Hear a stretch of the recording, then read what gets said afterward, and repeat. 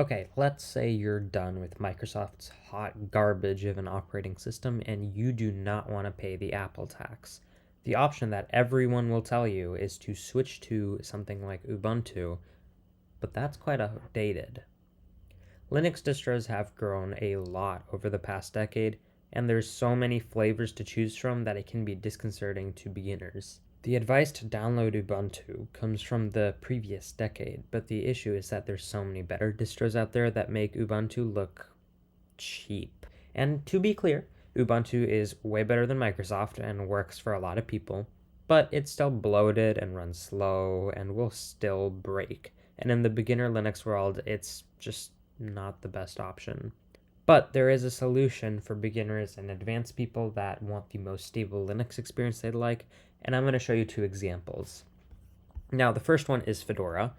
I've used Fedora for over a year after I switched from Ubuntu. It was extremely stable. It was very modern. It was very fast. Fedora has become one of the most strongest Linux distributions available today. It's backed by Red Hat, receives modern software quickly, and generally stays pretty close to upstream projects without a lot of modifications. And it's been the distro I would recommend to most people who want something modern, somewhat stable, and trustworthy. But the issue is that even Fedora, it's not stable. I mean, Fedora stays on the cutting edge with frequent updates, which is great if you want the latest features, but things can and just will break. So what's the alternative?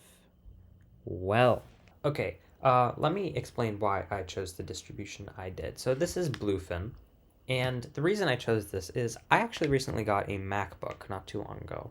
And this was for school and for coding and for video editing, and MacBooks are better at that. You can't beat that. I did have to pay an Apple tax, so I wouldn't recommend it for everybody. When I switched to my MacBook, I still had Fedora on this lovely machine, and the issue is that, well, it still broke compared to my MacBook. My MacBook is solid. I have had very little bugs. It's been a very seamless user experience, and so I wanted something like that on the ThinkPad. So I ended up going with Bluefin. It's incredibly modern. It's built off of Fedora, and it's an atomic distribution. And what is amazing about that is it has been the most bug-free experience I have ever had in Linux, and I would recommend every person that is a beginner to Linux that wants to switch from Windows but doesn't want to get into the bloatware infested Ubuntu-ness to try out Bluefin. At least try it out. Well, what is an atomic operating system? Well, the core philosophy is that updates are a single indivisible unit instead of installing a lot of tiny individual updates onto the running system. So normally Linux, you get a bunch of little updates, like you update Firefox, you update the kernel, you update drivers, system libraries, all individually. And if something breaks halfway through, the system can end up in a weird state where you don't know what broke what.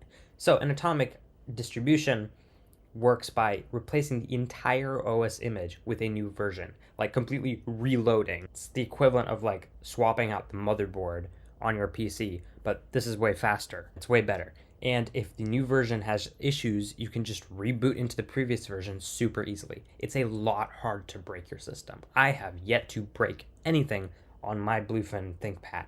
And especially as a beginner where you're not going to be tweaking with heavy base OS settings, this is a great start. And there's so many examples of atomic OSs working, but the most famous one is SteamOS, which pretty much every Steam Deck uses. A lot of people get the Steam Deck simply for SteamOS. And if they can't get SteamOS, they get Bazzite, which is one of the alternatives that works on many other systems. These are both atomic based, and they work amazingly. But there are so many alternatives you can try. There is an amazing resource that I will link in the description that shows you everything you need to know that I can't cover in this one video, but all of the distributions you could want. There's so many by Fedora alone. There's Bazzite, which we just talked about. There's Aurora, which uses like KDE Plasma, and so it might be a little bit easier to transition from KDE Fedora to this.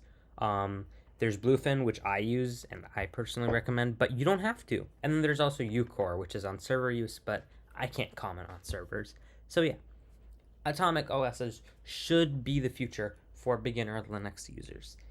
They don't break. It's so easy to fix. You're not, as a beginner, going to be modifying base system settings. So if you're not gonna, you should absolutely choose a version of Linux that just works.